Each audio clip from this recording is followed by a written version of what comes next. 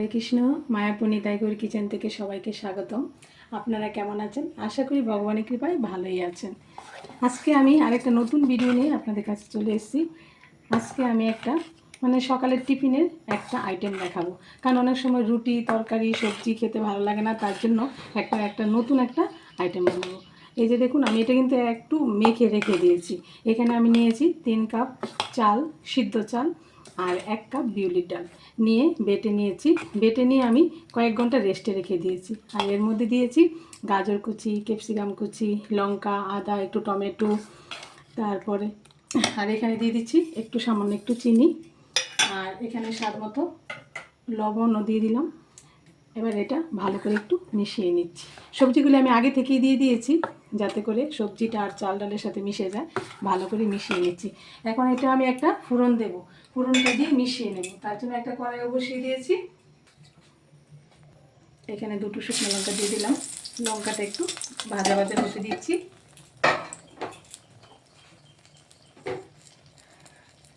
এখানে একটু সর্ষে দিয়ে দিলাম, সর্ষেটা। আর এখানে অল্প একটু কারি পাতা দিয়ে দিলাম।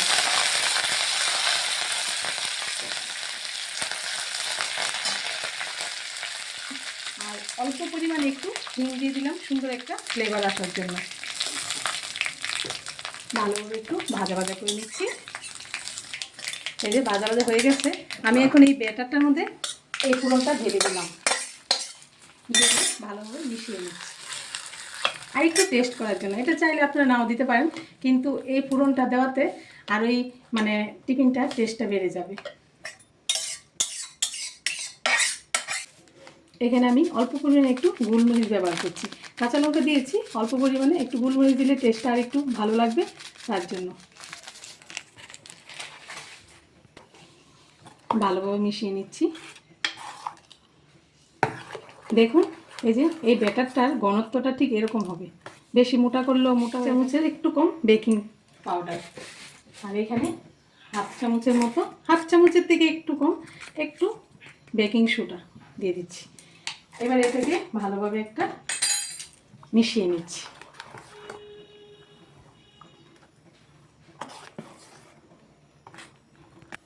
এখানে একটা আমি ফ্রাই প্যান বসিয়ে দিয়েছি, আর এখানে আমি সাদা তেল ব্রাশ করে নিচ্ছি। ভালোভাবে ফ্রাই প্যানটা একটু গরম করে নিচ্ছি। আর এখান থেকে আমি 1 চামচ দিয়ে দিচ্ছি।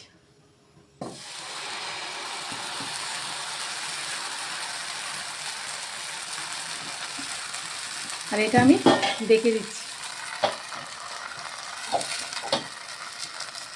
দেখুন, ঢাকনাটা খুলে দিয়েছি।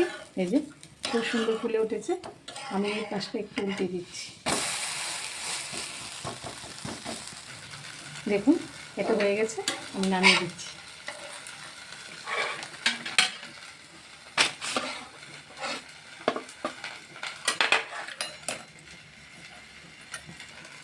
সেমভাবে আবার তেল ব্রাশ করে নিচ্ছি। আবারও 1 চামচ দিয়ে দিচ্ছি। আবার অল্প আগে রেখে দিচ্ছি। এই যে আমি এখানে আরেকটা ফ্রাই প্যান বসিয়ে দিয়েছি, কারণ আমার সবগুলো হতে অনেক টাইম লাগবে, এই জন্য আমি দুটোর মধ্যেই দিয়ে দিলাম। এই দেখুন, এটাও দিয়ে দিয়েছি। এটাও হয়ে গেছে 1 পিঠ, আরেক পিঠ এই ঢাকা দিয়ে রাখছি, হয়ে যাবে। দেখুন, এটাও হয়ে গেছে, এই পিঠটা উঠিয়ে দিলাম। আর এখানে আমি অল্প পরিমাণে একটু তেল ব্রাশ করে দিলাম, একটু ঢাকা দিয়ে দিলাম। এই যে এখানে আমি আরেকটা দিয়ে দিচ্ছি, এটাও ঢাকা দিয়ে দিচ্ছি। দেখুন, এটাও হয়ে গেছে। এরকমভাবে আপনারা এই টিফিনটা বানাতে পারেন। বেশি তেল না, মশলা না, এটা একদমই স্বাস্থ্যকর। এটা বানিয়ে বাচ্চাদের টিফিনও দিতে পারেন। এরকমভাবে আমি সবগুলো টিফিন বানিয়ে নিচ্ছি।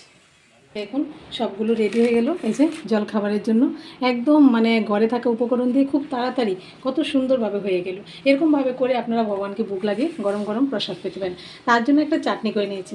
চাইলে আপনারা চাটনিটা করতেও পারেন, নাও করতে পারেন। এখানে বাদাম দিয়েছি, আর টমেটো দিয়েছি, লঙ্কা দিয়েছি, দিয়ে একটু ভেজে পেস্ট করে নিয়েছি। আর এখানে একটু কারি পাতা আর সর্ষে দিয়ে ফোড়ন দিয়ে নিয়েছি। দেখুন, এই যে চাটনিটা আমি মিশিয়ে নিচ্ছি। এটা খুবই ভালো লাগে এই জলখাবারের টিফিনের জন্য। এখন আমি তুলসী পাতা দিয়ে আমি আমার গণিতাকে ভোগ লাগিয়ে দেবো। আর আপনারা সবাই ভালো থাকবেন, সুস্থ থাকবেন। আবার দেখা হচ্ছে পরের ভিডিওতে। হরে কৃষ্ণ।